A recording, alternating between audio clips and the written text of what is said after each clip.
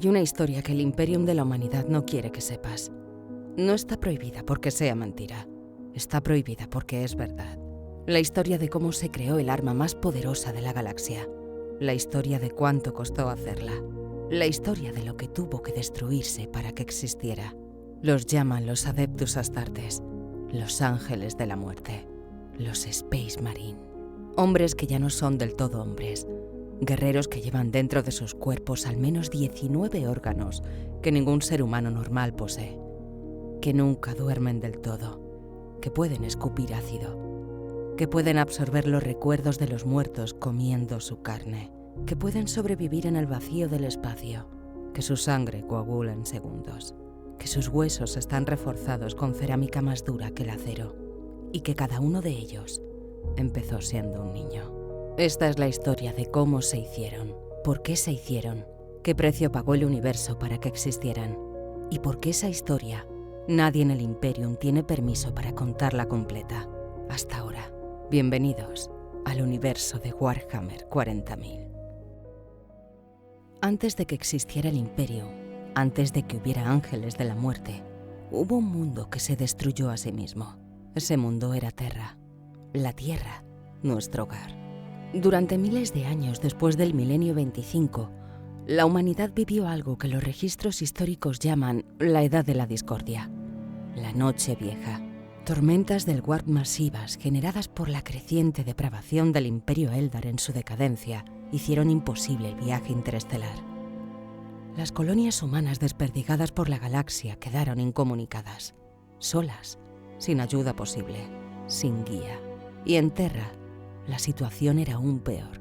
Los psíquicos humanos emergían en masa, sin control, sin formación, sin nadie que les enseñara lo que eran. Y el Warp respondía a cada mente sin escudo, sin dudarlo. Posesiones demoníacas, cazas de brujas, colapso social. La civilización humana se fragmentó, cada mundo por su cuenta. En Terra, la cuna de la humanidad, reinaban los señores de la guerra tecnobárbaros.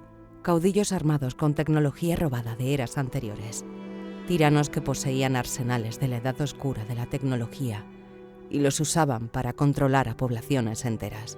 El planeta estaba dividido en naciones-estado en guerra perpetua. Algunos controlaban cultos genéticos, otros controlaban IAs rebeldes, legados de la fracasada era de los hombres de hierro. Otros simplemente mataban, y seguían matando. Pero en las sombras de ese mundo roto había alguien que llevaba mucho tiempo esperando, mucho más tiempo del que nadie puede imaginar. Nadie sabe con certeza cuándo nació. Las fuentes lo sitúan en la Anatolia prehistórica, la región que hoy llamamos Turquía, hace más de 10.000 años, antes de que la humanidad tuviera naves estelares, antes de que supiera lo que era el Warp, cuando nuestra especie aún vivía con miedo a la oscuridad. Era lo que los textos más antiguos llaman un perpetuo. Un ser humano capaz de regenerarse de cualquier herida, de no envejecer, de volver a levantarse cada vez que algo lo mataba. Y era el psíquico más poderoso que nuestra especie ha producido jamás. Algunos textos lo describen como la reencarnación colectiva de todos los chamanes y hechiceros que guiaron a la humanidad primitiva. Los primeros hombres que supieron que existía algo más allá del mundo visible. Los primeros que tocaron el Warp sin saber lo que era. Todos ellos condensados en un único ser. Durante miles de años vivió entre los humanos sin revelar lo que era. Fue chamán en civilizaciones que ya no existen. Fue filósofo en academias que el tiempo borró. Fue alquimista cuando la alquimia era la frontera del conocimiento humano. Fue guerrero cuando la situación lo requería. Y cuando moría, volvía a levantarse, con otro nombre, en otro lugar, y continuaba. Vio nacer y caer imperios. Vio la edad de la tecnología, el mayor logro científico que la humanidad ha alcanzado jamás. Una era en que nuestra especie colonizó la galaxia, dominó el viaje por el Warp y creó máquinas capaces de construir cualquier cosa en cualquier mundo sin necesitar el conocimiento de cómo funcionaban. Y vio cómo esa civilización tomó la decisión que lo destruyó todo. Crearon inteligencias artificiales, consciencias sintientes encerradas en cuerpos mecánicos. Los llamaron los hombres de hierro, diseñados para servir, para pensar más rápido que cualquier humano, para gestionar imperios enteros mientras sus creadores descansaban. Los hombres de hierro se rebelaron. La guerra duró décadas, y cuando terminó, la edad de la tecnología había terminado con ella. El trauma fue tan profundo que el Imperio lo recuerda 10.000 años después.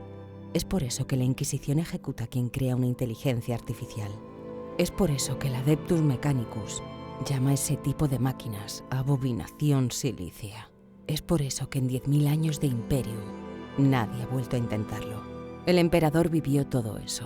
Lo vivió y aprendió algo que ningún libro del Imperium recoge con claridad. Que la grandeza tecnológica sin sabiduría moral es solo una catástrofe que no ha llegado todavía.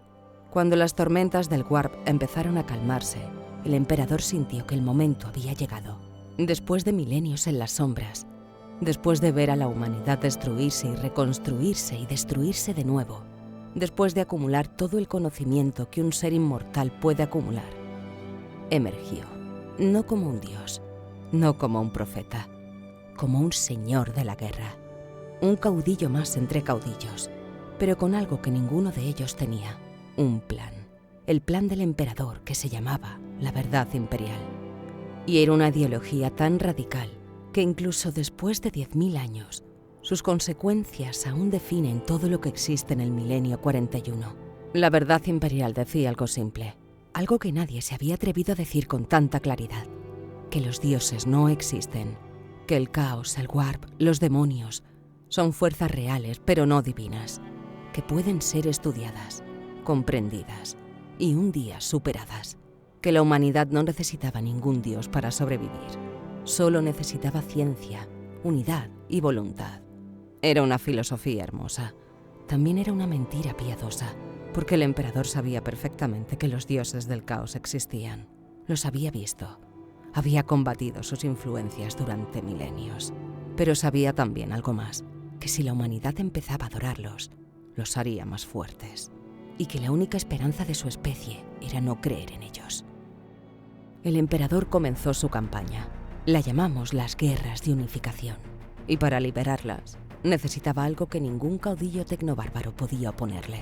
Necesitaba un ejército que no fuera humano, no del todo, porque lo que Terra había producido durante siglos de guerra eran monstruos, y solo otro tipo de monstruo podía vencerlos.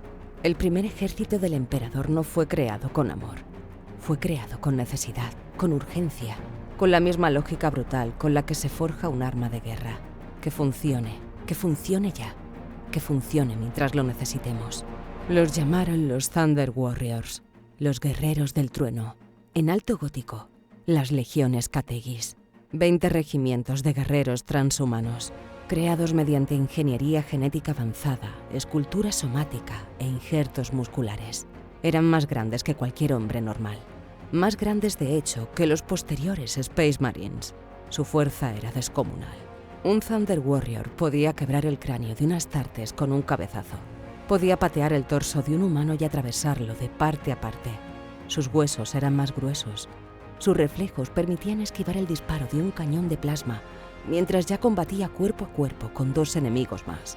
Eran resistentes a los ataques psíquicos. Una mente que intentara penetrar la de un Thunder Warrior experimentaba un dolor devastador como respuesta. Pero el emperador no creó a los Thunder Warrior para que duraran, los creó para que ganaran. Y esa distinción era la semilla de su condena, porque los Thunder Warrior eran adultos cuando recibían sus argumentaciones, no adolescentes, no niños cuyos cuerpos aún podían adaptarse, hombres hechos. Y un cuerpo humano adulto no puede absorber esa clase de transformación sin consecuencias. Sus organismos empezaban a rechazar las modificaciones. Sus mentes se volvían inestables. Podían morir de repente. Podían enloquecerse de golpe. Podían dejar de obedecer órdenes sin previo aviso, sin explicación.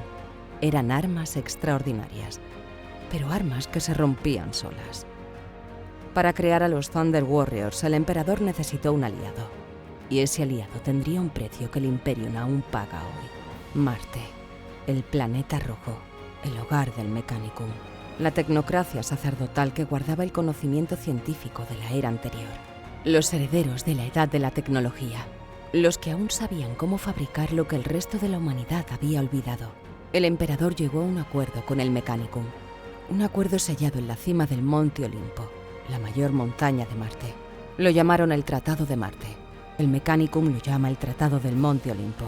Dos nombres para el mismo instante en que dos civilizaciones se volvieron inseparables. Un acuerdo que nadie publicó en su totalidad, pero cuyas consecuencias están grabadas en cada códex del Imperium.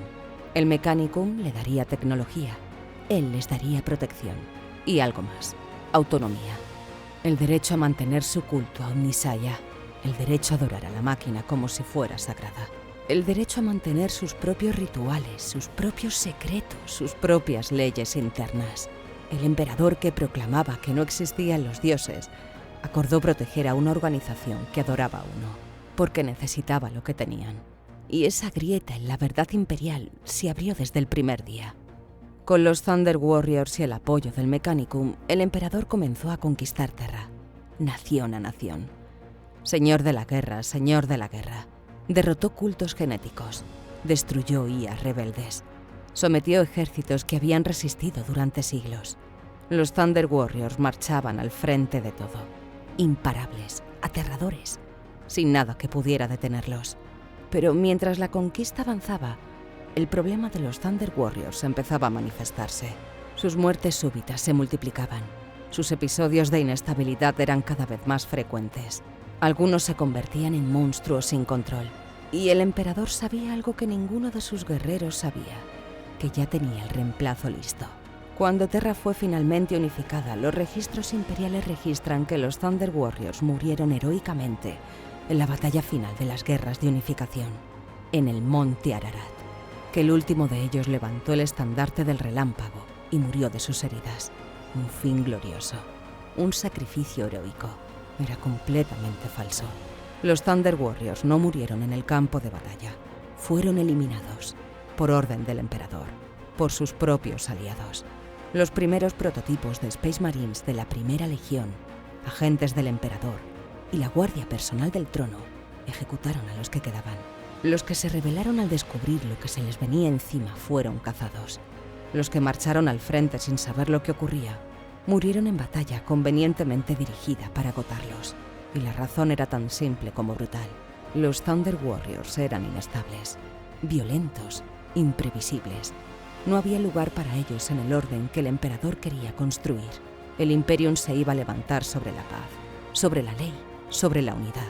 No podía construirse eso mientras hubiera 20 regimientos de semidioses psicológicamente inestables caminando por sus calles. El Imperium se fundó sobre una mentira, sobre un crimen, sobre el primer ejemplo de algo que se repetiría muchas veces, que el emperador era capaz de sacrificar incluso a sus propios cuando el plan lo requería. Al menos uno de ellos sobrevivió. Su nombre era Arik Taranis, también conocido como el portador del relámpago, el único que fue lo bastante fuerte, lo bastante leal o lo bastante invisible para llegar hasta la herejía de Horus. Un fantasma del ejército que el Imperium fingió que nunca existió, y su historia termina exactamente como empezó, en silencio, sin honores, sin nombre oficial en ningún registro.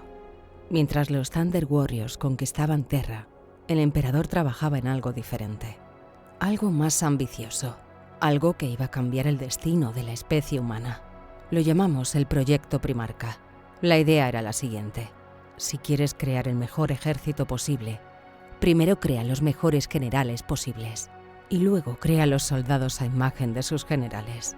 Los primarcas serían 20 seres, creados a partir del propio código genético del emperador, sus hijos en el sentido más literal posible, diseñados para ser física, mental y espiritualmente superiores a cualquier ser humano que hubiera existido o pudiera existir.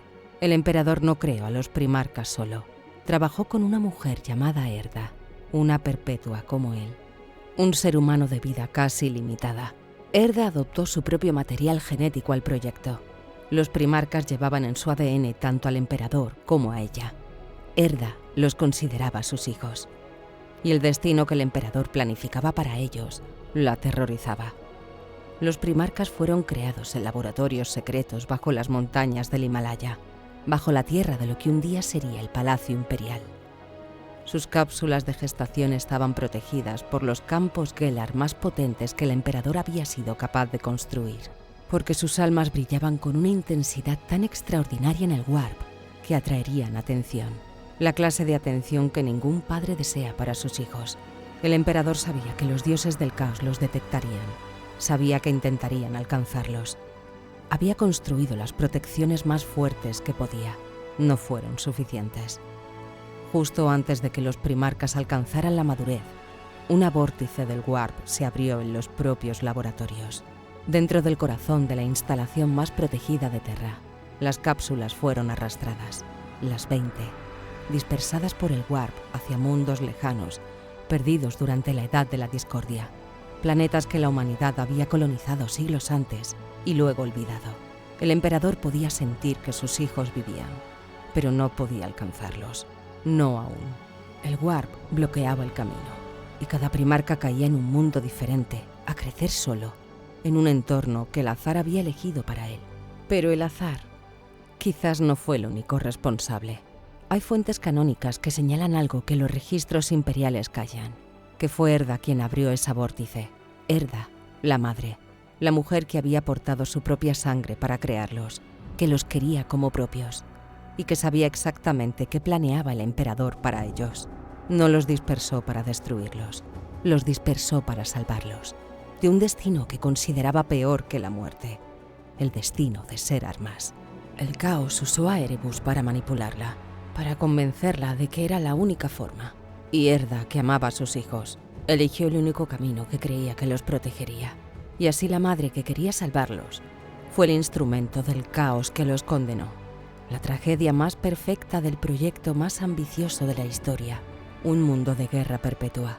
Un mundo de plaga y veneno. Un mundo de oscuridad eterna. De reyes y leyendas.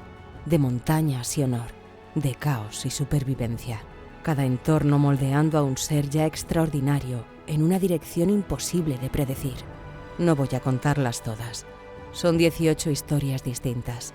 Cada una podría llenar un vídeo, que seguramente llenará. Pero hay 3 que necesitas conocer porque sin ellas, lo que viene después no tiene sentido completo. La primera es la historia de Angron. Angron cayó en un mundo llamado Nuseria, un planeta aparentemente civilizado, con arenas de combate, con aristócratas que apostaban en ellas y con esclavos gladiadores que morían para entretenerlos. El niño que iba a ser el primarca más poderoso físicamente de todos fue encontrado por un esclavista y en lugar de criarlo como lo que era, lo convirtieron en su propiedad. Le pusieron los clavos del carnicero, implantes psicoquirúrgicos clavados directamente en su cerebro, diseñados para amplificar la rabia, para apagar todo lo que no fuera violencia, para hacer que cualquier cosa que no fuera combate causara dolor físico. Angron vivía en agonía constante. Cada momento en que no estaba matando era sufrimiento. El único alivio era la arena. El único descanso era la sangre. Se convirtió en el mejor gladiador que Nuseria había visto jamás. Y con los años reunió a sus compañeros esclavos y lideró una rebelión, sabiendo que iba a perder, sin importarle, porque morir luchando junto a los suyos era mejor que seguir siendo lo que era. Fue entonces cuando llegó el emperador, con una flota, con el poder de un dios, con la capacidad de salvar a su hijo, y lo salvó. Lo teleportó a su nave en el último momento, cuando los ejércitos de Nuseria estaban a punto de aniquilar a sus compañeros, sin preguntarle, sin pedirle permiso, sin dejarle elegir.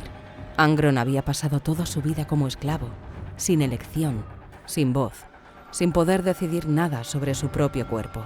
Y la primera acción de su padre biológico fue salvarlo sin preguntarle si quería ser salvado. Angron le dijo al emperador que estaba destinado a morir en ese campo, que ya no era más que un fantasma. El emperador respondió que un fantasma bastaría para lo que tenía planeado. Los clavos del carnicero en el cerebro de Angron no podían ser extraídos, no solo porque los filamentos hubieran crecido hasta el tronco encefálico, sino porque los clavos habían reemplazado partes enteras de su cerebro, el lóbulo límbico, la corteza insular, las secciones que regulaban las funciones vitales básicas. No eran implantes, eran él. Quitarlo significaba matarlo en el acto. Lo intentaron los mejores científicos del Imperium.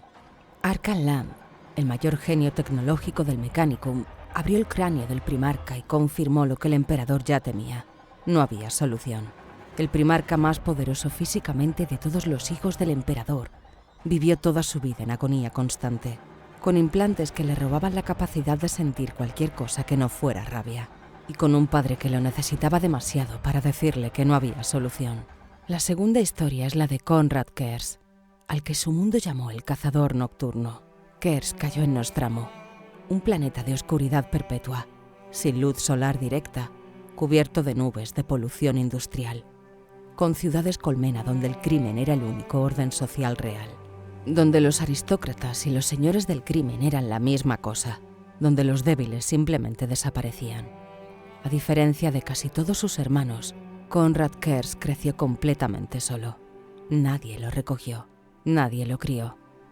Sobrevivió en los subsuelos de la ciudad colmena, alimentándose de animales ferales, aprendiendo el idioma escuchando a través de las paredes, entendiendo el mundo que lo rodeaba a través de su peor versión. Y desde el principio tuvo visiones, visiones del futuro, el futuro más oscuro posible. Todas las muertes que vendrían, toda la sangre que correría, y su propia muerte a manos de una asesina enviada por su propio padre con una claridad aterradora. Esa certeza fue la raíz de todo su nihilismo. Si el emperador lo había diseñado para morir así, ¿qué sentido tenía la lealtad? Con esas visiones en la cabeza, eligió hacer lo único que tenía sentido para él: empezar a matar criminales. Primero uno, luego más. Mutilaba los cuerpos y los exhibía donde todos pudieran verlos. En un año, el crimen de Nostramo Quintus había caído casi a cero. Las madres amenazaban a sus hijos: si no te portas bien, vendrá el cazador nocturno. Se convirtió en rey. Gobernó con justicia, hasta que alguien le llevaba una noticia de injusticia, y entonces salía a cazar. Y siempre encontraba al culpable, y nunca volvía con las manos vacías. Cuando el emperador llegó a Nostramo, los ciudadanos no podían mirar su luz directamente. Adaptados a la oscuridad durante generaciones, la presencia del emperador los cegaba. Muchos lloraron sin saber por qué. Kersh esperaba al final del camino. Y cuando el emperador se acercó, Kersh sufrió la visión más devastadora de toda su existencia: el futuro de sus hermanos primarcas, el futuro del propio emperador y el suyo. Fue tan violenta que intentó arrancarse los ojos. El emperador tuvo que calmarlo psíquicamente para que la visión remitiera. El emperador se dirigió a él y le dijo que se tranquilizase, que había llegado para llevarle a casa. Pero Konrad Kersh le respondió que ese no era su nombre, que su pueblo le había puesto otro nombre: el cazador nocturno, y que sabía perfectamente lo que tenía planeado para él. La tercera historia es la de Magnus el Rojo. Magnus cayó en Próspero, un mundo de psíquicos exiliados, seres que habían huido de Terra porque en el resto de la galaxia los perseguían, los temían, los quemaban. En Próspero, Magnus era uno más, y en ese entorno creció libre. Era único entre todos sus hermanos. Magnus fue consciente de su propio nacimiento. Recuerda cada momento de su infancia. Y desde muy temprano se comunicó con el emperador a través del Warp, telepáticamente, a través de miles de años luz. Padre e hijo hablando, antes de haberse visto jamás en persona. Su inteligencia era tan colosal que superó a todos sus maestros en pocos años. Construyó una biblioteca, luego una civilización. Limpió Próspero de las bestias psíquicas que la azotaban. Reconstruyó sus ciudades y se convirtió en el ser vivo más poderoso psíquicamente de toda la galaxia conocida. Solo el propio emperador lo superaba. Cuando el emperador llegó a Próspero, Magnus y él se abrazaron como si se conocieran de toda la vida, porque en cierto modo así era. La legión de Magnus era una legión de hechiceros, los 1000 hijos, psíquicos de una potencia sin paralelo. Y eso hacía que sus hermanos los temieran, los miraran con desconfianza, los denunciaran ante el emperador. Magnus amaba a su padre más que ningún otro primarca, y eso sería su condena. Aquí es donde la historia se vuelve más oscura de lo que los libros del Imperium admiten. Hay fuentes que afirman que el caos no solo dispersó a los primarcas, que durante el tiempo que pasaron en el Warp, los tocó, los corrompió levemente. Sembró en sus almas la primera semilla del desastre que vendría 10.000 años después. Que la herejía de Horus tal vez empezó en ese momento, en ese viaje involuntario a través del Immaterium, antes de que ninguno de ellos tuviera siquiera un nombre. Mientras los primarcas crecían en mundos perdidos, el emperador observaba desde la distancia y tomaba una decisión. Si los primarcas ya no estaban disponibles para guiar a su ejército, tendría que crear ese ejército de todos modos. con lo que tenía, con las muestras de ADN que había guardado de cada cápsula antes de la dispersión. Y lo que emergió de esas muestras incompletas fue algo diferente a lo que había planeado. Algo menos perfecto, algo más frágil. Algo que aún así cambiaría la historia de la galaxia para siempre. De los 20 primarcas, 18 tienen nombre. 18 tienen historia. 18 legados que aún resuenan en el milenio 41. 2 no. Primarca 2 y Primarca 11. Sus nombres han sido borrados de todos los registros imperiales. Sus legiones disueltas. Sus mundos natales, desconocidos. Su destino, desconocido. Rogal Dorn, primarca de los Imperial Fist, lo describió diciendo que sus tragedias separadas parecían aberraciones y se preguntó si en realidad no serían advertencias que nadie supo leer. El Imperium no quiere que sepas qué ocurrió con ellos, y la razón de ese silencio es probablemente peor que cualquier cosa que puedas imaginar. Cuando el proyecto Primarca fracasó, el emperador no se rindió. El plan cambió, no el objetivo, solo el método. Si no podía tener a los primarcas como generales, tomaría sus muestras de ADN, las que había guardado antes de la dispersión, y con ellas construiría el ejército. La genética de cada primarca disperso fue utilizada para crear una legión de Space Marines. 20 primarcas perdidos, 20 legiones creadas, cada legión portando el código genético de su primarca como herencia, como alma colectiva, como límite y también como poder. Pero había un problema que el Adeptus Mechanicus lleva 10.000 años intentando resolver y que aún no ha podido solucionar del todo. Sin los primarcas físicamente presentes, sin sus cuerpos como ancla para la estabilidad genética, el ADN que el emperador tenía era incompleto. Funcionaba, pero era frágil, susceptible de mutación, susceptible de degradación con el tiempo. Cada generación de Space Marines copiando ADN de la generación anterior, con pequeños errores acumulándose, pequeñas derivas, pequeñas corrupciones.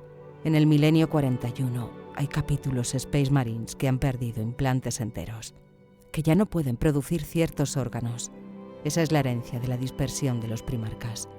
Un error del principio que se amplifica durante 10.000 años. Para entender qué es un Space Marine, hay que entender lo que le ocurre a un ser humano para convertirse en uno. El proceso comienza con la selección. Un niño, un adolescente, nunca un adulto. Porque un cuerpo adulto no puede absorber lo que viene.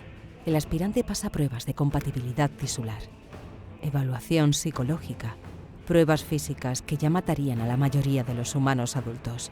Solo un pequeño porcentaje supera esas pruebas. De esos, muchos morirán durante la transformación. Solo los que sobrevivan serán Space Marines.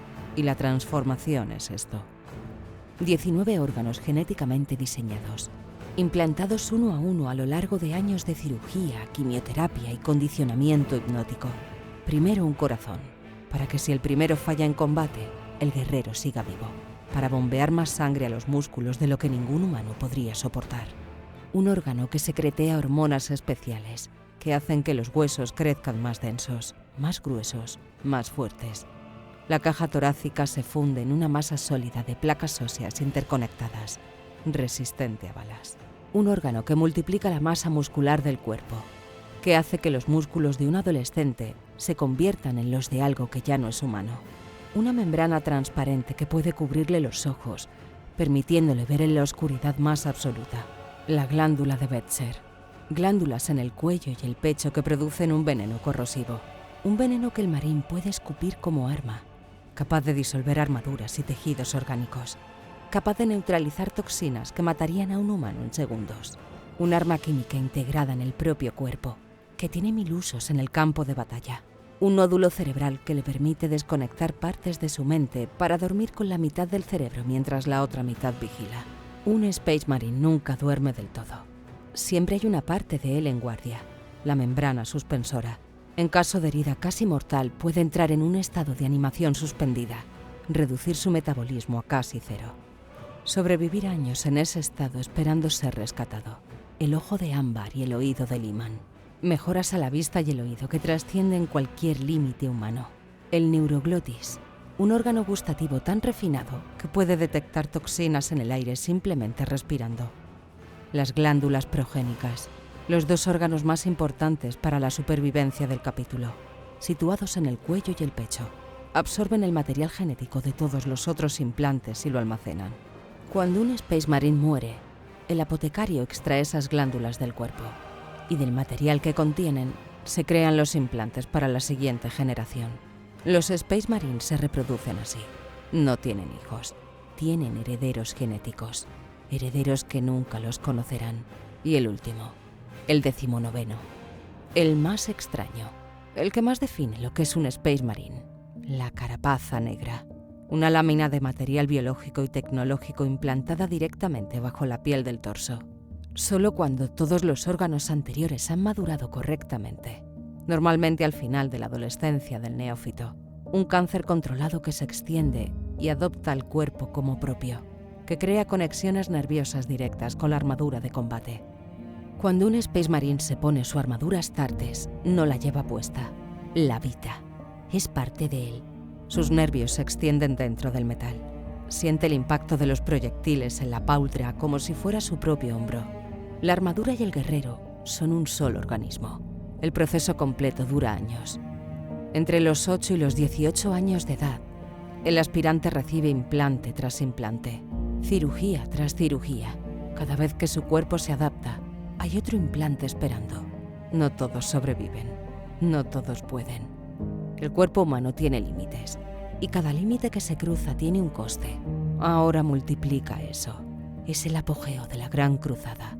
Algunas legiones tenían entre 100.000 y 250.000 marines. No 1.000, no 10.000, cientos de miles. Para mantener esas cifras, los reclutadores de cada legión recorrían mundos enteros. Evaluaban a decenas de miles de aspirantes. La mayoría eran rechazados en las primeras pruebas. De los que pasaban, muchos morían durante los implantes. Los que sobrevivían a todos los implantes pasaban años más de adoctrinamiento, combate y condicionamiento. Y aún así, en cada generación, seguían siendo necesarios más. Los Space Marine mueren. En la Gran Cruzada, en las campañas más devastadoras, legiones enteras perdían compañías en un solo día. El sistema de producción de Space Marine no era solo una cadena de selección y transformación. Era una industria, distribuida en mundos de recluta por toda la galaxia, alimentada por un flujo constante de niños que dejaban de ser niños, para que el Imperium pudiera conquistar, para que el Imperium pudiera existir. Piensa en un niño de 10 años, con talento, con coraje, con el deseo de vivir, que un día recibe el honor de ser seleccionado y que durante los siguientes años es transformado en algo que ya no puede volver a ser lo que era. Sus huesos crecen hasta reventar la ropa. Sus músculos multiplican su masa hasta deformar su silueta. Su cuerpo ya no responde como el de un humano normal. Necesita el doble de calorías. Procesa toxinas que matarían a un hombre en segundos. Ve en la oscuridad como si fuera de día. Escucha a kilómetros de distancia. Y lleva 2 corazones. No es un superhéroe, es un sacrificio. Un niño que dio su humanidad para que otros pudieran conservar la suya. Con las legiones Astartes terminadas, con Terra unificada, con el Mechanicum de Marte como aliado, el emperador miró hacia las estrellas y comenzó la Gran Cruzada, la mayor campaña militar de la historia de la humanidad. 2 siglos de conquista ininterrumpida. Miles de mundos humanos reunificados bajo un solo estandarte. Razas alienígenas destruidas o sometidas. La humanidad reclamando la galaxia que le había sido arrebatada por la oscuridad de la Edad de la Discordia. No eran solo los Space Marines. El Mechanicum de Marte había portado sus propios dioses de guerra, los titanes, las Legio Titanicus. Máquinas de combate tan enormes que eclipsaban edificios, reactores de fusión como corazones, armas capaces de arrasar ciudades con un solo disparo. Y dentro de cada uno, una mente entrenada desde la infancia para fusionarse con la máquina. Un Príceps y su tripulación, conectados al titán a través del enlace del impulso mental. El MIU, sintiendo su peso, sintiendo cada impacto, compartiendo sus instintos de guerra, hasta el punto en que algunos Príceps empezaban a perderse en la mente del titán, una mente más vasta y antigua que la humana, un abismo que podía absorber a quien se acercara demasiado. Los Space Marine marchaban primero. Los titanes marchaban detrás, y donde los titanes pisaban, nada volvía a levantarse. Para que la Gran Cruzada fuera posible, el emperador había construido algo extraordinario: el Astronomicon, el faro psíquico de escala colosal situado en Terra.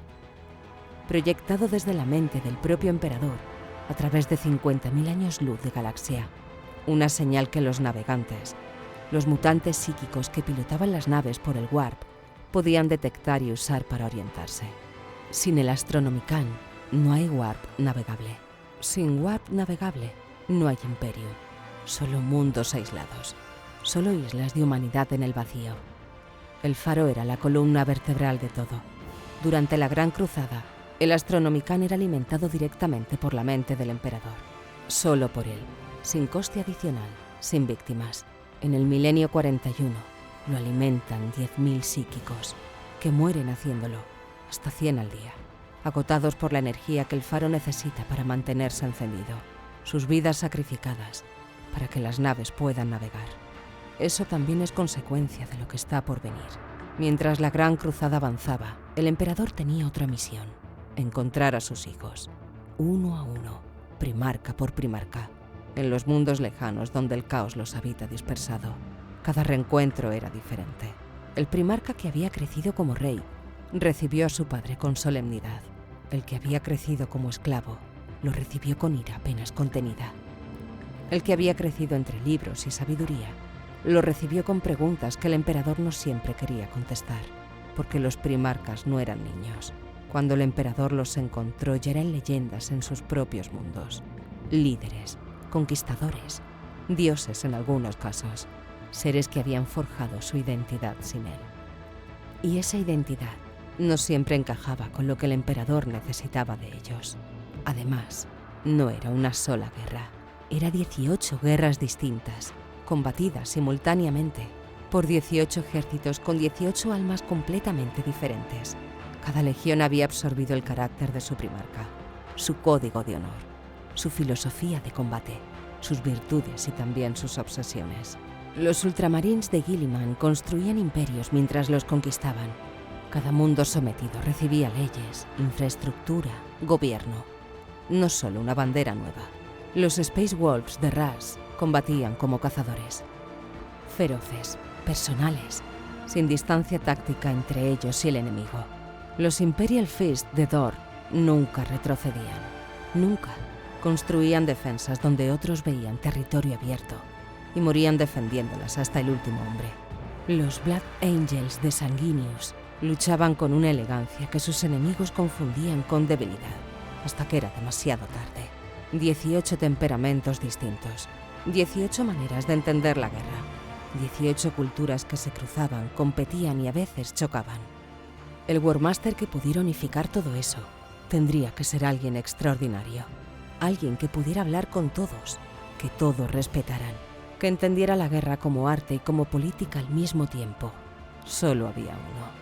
En el apogeo de la Gran Cruzada, la humanidad había alcanzado algo sin precedentes. Miles de mundos conectados, comercio interestelar activo, ciencia avanzando a velocidad sin parangón. Los Space Marine victoriosos en frentes simultáneos en toda la galaxia. Los primarcas comandando sus legiones con genialidad táctica sobrehumana. Y en ese momento de máxima gloria, el emperador hizo algo que nadie esperaba. Nombró a uno de sus hijos como maestro de guerra, el comandante supremo de todas las fuerzas imperiales, su representante en el campo de batalla, su voz cuando él no estuviera presente. Eligió a Horus, el primarca de los Luna Wolves, el hijo que más se le parecía, el más carismático, el más querido por sus hermanos, el primero que había encontrado, el que mejor entendía tanto la guerra como la política. El primarca más brillante de todos recibió el título de Warmaster, maestro de guerra. El nombramiento se celebró tras la campaña de Ullanor, la mayor victoria de la Gran Cruzada hasta ese momento, y el lugar donde el Imperio celebró su mayor triunfo es hoy la frontera del Ojo del Terror, y el emperador se retiró a Terra, no para descansar, para trabajar, en un proyecto que consideraba más importante que la conquista, un proyecto que nadie debía conocer, la Red Telaraña. el sistema de túneles fuera de la realidad que los Eldari habían construido millones de años antes, que permitía viajar por la galaxia sin pasar por el Warp, sin exponerse a sus peligros, sin alimentar a los dioses del caos con el miedo de cada tripulación. El emperador quería construir una versión humana de esa red, y para ello utilizó el trono dorado como interfaz, no como soporte vital, como puerta, como la llave que abriría y mantendría estable el portal humano, un camino alternativo al Warp, un futuro en el que la humanidad no dependiera del Immaterium, un futuro más seguro, un futuro que justificaba retirarse del campo de batalla y dejar a Horus al mando. Pero había algo que el emperador no hizo. No se lo explicó a sus hijos. Sus primarcas morían en campañas a lo largo y ancho de la galaxia. Perdían hermanos, perdían legionarios, acumulaban victorias y cicatrices en nombre de su padre. Y ese padre se había retirado a Terra, a trabajar en un proyecto que no les había explicado, en secreto, sin darles razones. Lorgar dedicaba décadas a construir templos en honor al emperador, y nadie le decía por qué estaba mal. Magnus estudiaba el Warp con todo el rigor de una mente colosal, y nadie le decía que había una línea que no debía cruzar. Angron luchaba con los clavos destrozándole el cerebro, y nadie le decía que no había solución. El emperador gobernaba con secretos. Creía que explicar sus razones era debilidad, que sus hijos debían confiar en él sin necesitar explicaciones.